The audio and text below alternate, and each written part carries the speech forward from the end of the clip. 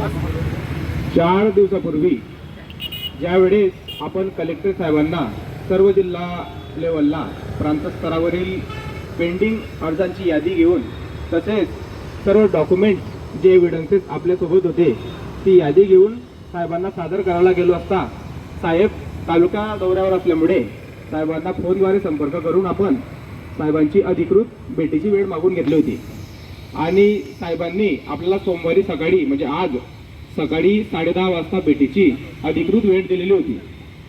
पण काल रात्री 9:15 वाजता कलेक्टर साहेबांची चर्चा केली असता साहेबांनी आज धरणगाव येथे ST समाजाचा मेळावा असल्यामुळे मीटिंग प्रिपोन केली, वेळेच्या आधी घेतली आणि आम्हाला 9 वाजता तातडीने बोलून घेतले।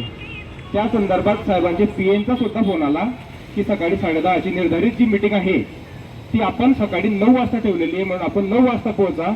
म्हणून ज्या बांधवांना सकाळी 10:30 वाजेची आपण अभ्यासकांना वेळ दिली होती त्यांनी तो मनात गैरसमज बाळगू नये। त्या संदर्भातील सर्व रेकॉर्डिंग्स माझ्याकडे आहेत, कोणाला टाळण्याचा प्रयत्न केला गेलेला नाहीये। ती साहेबांशी आपण कॉपरेट केलं डिस्ट्रिक्ट ॲडमिनिस्ट्रेशनशी आणि आपल्याला बाजू मांडण्याची संधी मिळाली साहेबांसमोर। साहेबांनी शब्द पाळला कलेक्टर साहेबांनी, त्याबद्दल आपण जिल्हा प्रशासनाचे आभारी आहोत, कलेक्टर साहेबांचे प्रामुख्याने आभारी आहोत। 50 वर्षापासून वंचित आदिवासी टोकरे कोळी जमात याचप्रमाणे रस्त्यावर निदर्शनांना त्याग उपोषणे करून न्याय मागत आहे आणि आज कलेक्टर साहेबांशी चर्चा केल्यानंतर कलेक्टर साहेबांनी आपल्याला ग्रीन सिग्नल दिलेला आहे। सकारात्मक अशी चर्चा त्या दालनात झालेली आहे। त्याच्यामध्ये प्रामुख्याने आपल्या ज्या इनाम वर्ग 6 जमिनी आहेत याचा पुरावा ग्राह्य धरण्यात आलेला आहे आणि इनाम वर्ग 6 जमिनींच्या अन्वये त्या 36 आदिवासी अनुसूचित जमिनीच्या आपल्याला जमिनी प्राप्त झालेल्या आहे कोळी इनाम वर्ग अंतर्गत। त्या जमिनींचा पुरावा हा टोकरे कोळी जमातीचा सक्षम पुरावा म्हणून कलेक्टर साहेबांनी आपल्याला मान्य केलेला आहे कलेक्टर साहेबांनी आणि ग्रीन सिग्नल दिलेला आहे।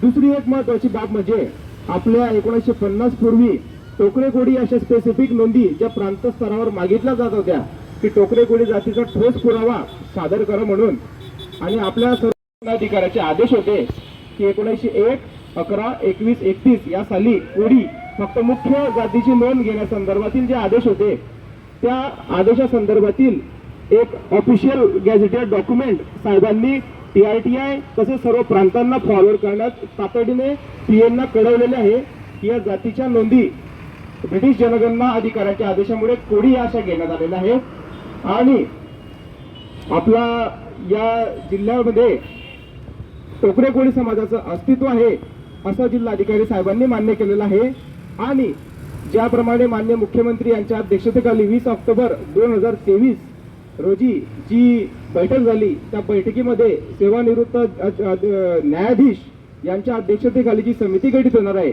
ज्या समितीच्या माध्यमातून आपल्या जमातीचा 50 वर्ष प्रलंबित अन्यायग्रस्त जो आपली समस्या आहे व्यथा आहे ती त्या समितीच्या माध्यमातून सुटणार आहे।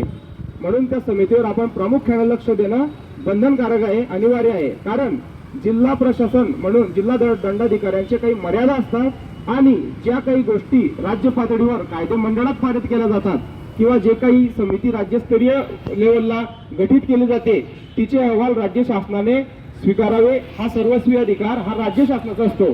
म्हणून जिल्हा प्रशासनाच्या अंतर्गत जिल्हा दंडाधिकाऱ्यांच्या अंतर्गत त्यांच्या अखत्यारीत ज्या काही गोष्टींमध्ये जिल्हा प्रशासन आपल्याला सहकार्य करू शकते महसूल पुराव्यांच्या अनुसार त्या पुराव्यांना ग्राह्य करण्याचे आपल्याला ग्रीन सिग्नल हा कलेक्टर साहेबांनी दिलेला आहे। त्यामुळे आपला मोठ्या प्रमाणामध्ये एक महसूल पुराव्यांच्या आधारे टोकरे कोळी जमातीचा सक्षम दावा असल्याचा पुरावा हा कलेक्टर ऑफिसकडून ग्राह्य करण्यात आलेला आहे आणि चोपडा प्रांतामध्ये मी एक लिस्ट साहेबांना सादर केली असता काही दाखले अप्रूव्ह झाले, काही दाखले रिजेक्ट झाले। 100 दाखले जवळपास अप्रूव्ह झाले आणि जवळपास 400-500 दाखले रिजेक्ट झाले। ती यादी सुद्धा साहेबांना सादर केली असता जे दाखले रिजेक्ट करण्यात आले ते रिअप्लाय आणि रिकन्सिडर 1 बाय 1 चेक करण्याचे आदेश साहेबांनी तातडीने PNना दिलेले आहेत आणि आम्ही स्वतः त्यांच्या संपर्कात राहू। कसं आहे ही प्रोसिजर जी आहे आपण सर्व कागदपत्र तपासूनच सर्टिफिकेट मागून घेणार आहोत। उपोषण हा एक लोकशाही मार्गाने शासनाविरोधात प्रशासनाविरोधात पुकारलेला लढा असतो, त्याला मान देऊन आदिवासी नागरिकांना कोणत्या प्रकारे अडचण येऊ नये त्याला मान देऊन कलेक्टर साहेबांनी आपल्याला बैठकीची वेळ दिली आणि त्यामध्ये आपलं सर्व म्हणणं ऐकून आपल्या ज्या काही पुरावे ग्राह्य धरणे योग्य आहेत, जे काही ऑफिशियल गॅजेटियर डॉक्युमेंट्स आहेत ते त्या ठिकाणी ग्राह्य धरण्यात आलेले आहेत. म्हणून आपला बहुतांशी प्रश्न जो कास्ट सर्टिफिकेट मिळण्याकरिताचा होता तो या ठिकाणी सुटण्याचा ग्रीन सिग्नल कलेक्टर साहेबांनी दिलेला आहे. पण त्या गोष्टीचा वेळोवेळी पाठपुरावा आपल्याला करावा लागणार आहे. तरी सुद्धा साहेबांनी स्पीडीली ऍक्शन या संदर्भात घेण्यात यावे.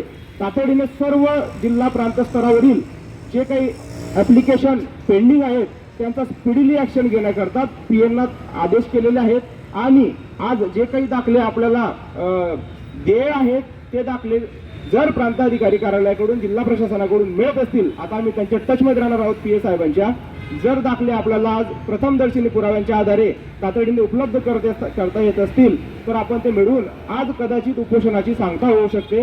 हा आपल्याला जिल्हा प्रशासनाने शासनाने त्यांच्या वतीने आज न्याय देण्याकरता एक उचललेलं भक्कम असं हे पाऊल आहे असं म्हणण्यास काही गैर नाही.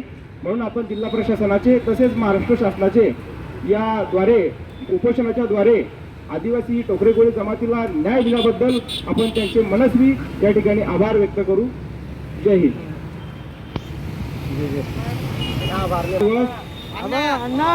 प्रत्येकाला बाजू मांडू त्यांना आपण त्यांना हे सांगतोय.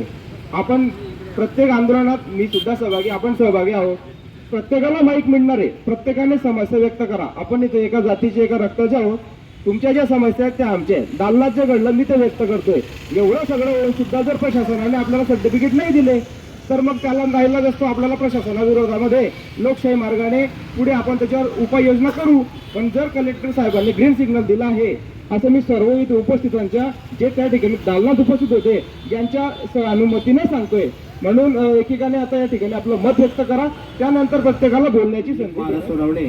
तसेच श्री प्रभाकर भाऊ कुडी यांनी पुकारलेल्या लढ्याला आज जिल्हाधिकारी साहेबांनी चर्चेचा सिग्नल दिला असता सकाळी जिल्हाधिकारी साहेबांनी आम्ही 6 अभ्यासकांना त्या ठिकाणी 1 तास भेटीची वेळ दिली आणि त्या ठिकाणी सर्व महसूल कागदपत्रे, मान्य सर्वोच्च उच्च न्यायालयाचे documents, district gazetteers, land alienation register या प्रकारची सर्व महसूल कागदपत्रांची साहेबांनी स्वतः पाहणी केली असता त्यांनी त्या पुराव्यांच्या आधारे आमचा सामाजिक दर्जा मागास असल्याचे कबुली केलेले आहे आणि महाराष्ट्र राज्य जमीन महसूल अधिनियम 1966 चे कलम 36 च्या नोंदी या आदिवासी अनुसूचित टोकरे कोळी जमातीच्या असल्याबाबत त्यांनी पुरावा ग्राह्य धरलेला आहे.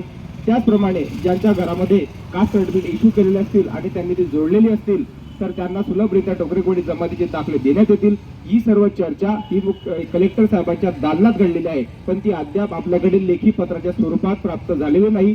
साहेबांनी या सर्व चर्चेच्या अनुसार तात्काळ प्रत्येक त्यांच्या पीएनना याबाबत प्रत्येक प्रकरणाबाबत विचार करून स्पीडीली ऍक्शन घेण्याबाबत जागेवर निर्देश केलेले आहेत.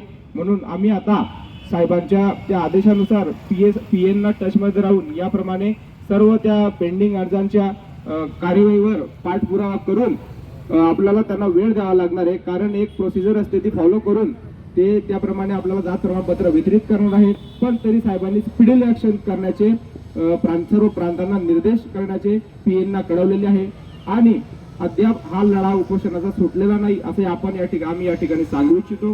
कारण अद्याप त्या बाबतीतलं कोणतेही जातीचं प्रमाणपत्र आम्हाला या ठिकाणी उपोषणार्थींना प्राप्त झालेलं नाही.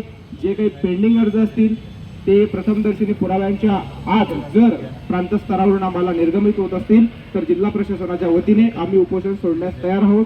अशा प्रकारचा संदेश देखील आम्ही मान्य जिल्हाधिकारी साहेबांना दिलेला आहे. धन्यवाद.